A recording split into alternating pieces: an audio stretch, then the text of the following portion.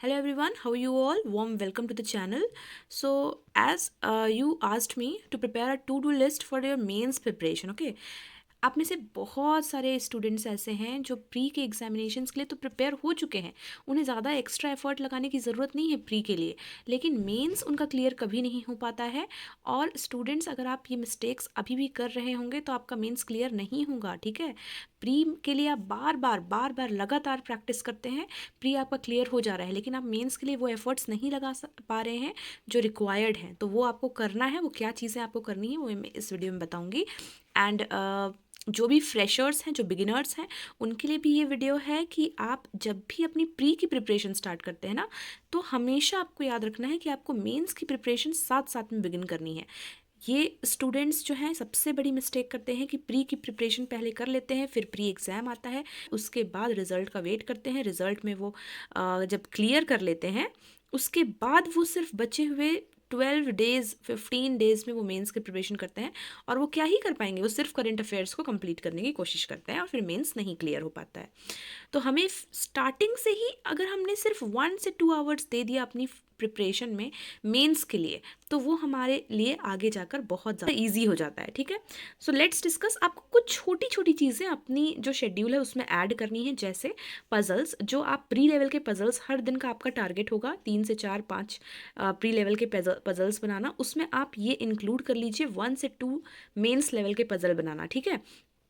और इसमें आपकी के सारे जो टाइप होते हैं, पैटर्न होते हैं, वो आपके कवर होने चाहिए, ना कि एक ही टाइप का, ठीक है। जो भी मेंस लेवल पजल होते हैं, और अभी आप बिगिनर्स हैं, फ्रेशर्स हैं, आपको नहीं पता होगा कि हमको कंटेंट कहाँ से मिलेगा मेंस, एग्जैक्ट मेंस के पैटर्न का। तो इडली ने जो बंडल पीडीएफ बनाया हुआ है, जिसके लिए मैंने आपको हमेशा से रिकमेंड किया हुआ है, तो उसमें प्री की मटेरियल तो आपको मिल ही जाएगी, लेकिन आप जब एग्जाम वाइज मेंस के लिए देखेंगे ना, तो आपको वहाँ पे मेंस के लिए भी पूरी डे बेस्ड प्रिपरेशन करवाई हुई है। वहाँ से आप इजीली मेंस की प्रिपरेशन कर सकते हैं, एंड आपको कहीं भी इधर उधर ढूंढने की ज़रूरत नहीं है। आप हर दिन प्रैक्टिस करिए, वहाँ से पजल्स को, मेंस लेवल पजल्स आपको इजीली वहाँ से मिल जाएंगे, ठीक है। में से बहुत सारे स्टूडेंट्स ऑलरेडी गाइडली के बंडल पीडीएफ ले चुके हैं एंड मुझे बताते हैं कि आपको मतलब एक प्रॉपर आपकी प्रिपरेशन बिल्कुल एक कंसिस्टेंट वे में, मतलब जब आप कोई चीज़ ले लेते हैं ना, तो आपको खुद पता है कि मैंने उसके लिए कुछ छोटा सा एक अमाउंट पे किया हुआ है और मुझे उसे पढ़ना है। तो ये जो बंडल पीडीएफ हो गया, कोई भी कोर्स वगैरह आप जब परचेज कर लेते हैं, तो एक जो है डिसिप्लिन्ड वे में आपकी प्रिपरेशन हो जाती है।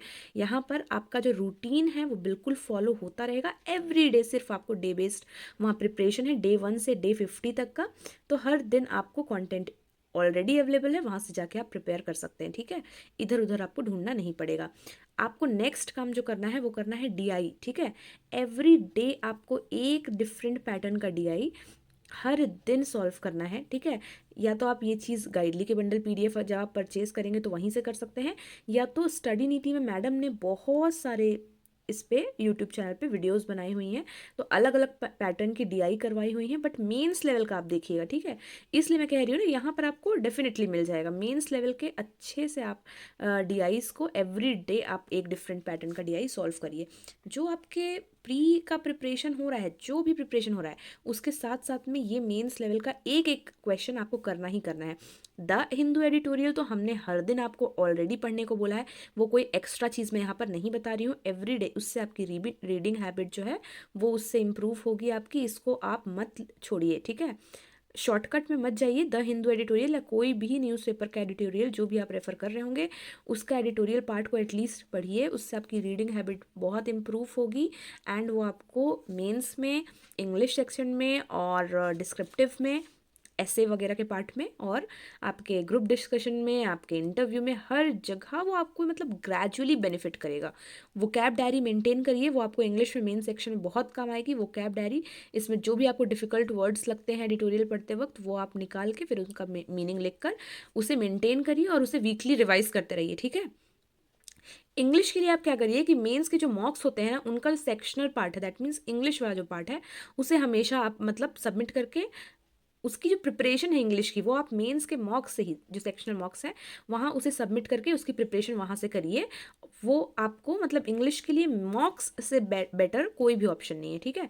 तो मॉक्स आप गाइडली का ले सकते हैं, ऑलिव बोर्ड का ले सकते हैं। गाइडली पे प्लैटिनम मॉक जो है पैकेज, उस पर अभी ऑफर भी चल रहा है, तो वो आप देख सकते हैं, ठीक है। बहुत ही अफोर्डेबल प्राइस पे आपको पूरा 1 ईयर का सब्सक्रिप्शन मिल जा रहा है, वो भी सारे के सारे प्री और मेंस एग्जाम के लिए।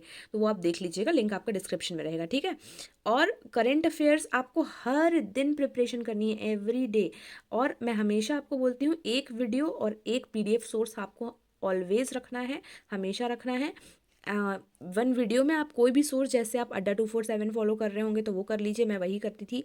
आप स्टडी IQ में गौरव सर को फॉलो कर रहे हैं तो उन्हें कर लीजिए। और उसके बाद वीकली और मंथली जो PDFs हैं, Q&A PDF मैं पढ़ती थी, तो आप देख लीजिए। अफेयर्स क्लाउड की वो PDF आपको पढ़नी है, और उसकी रिविजन्स एकदम लगातार उसकी रिविजन होनी चाहिए। तो करंट अफेयर्स आपको हमेशा प्रिपेयर करते चलना है।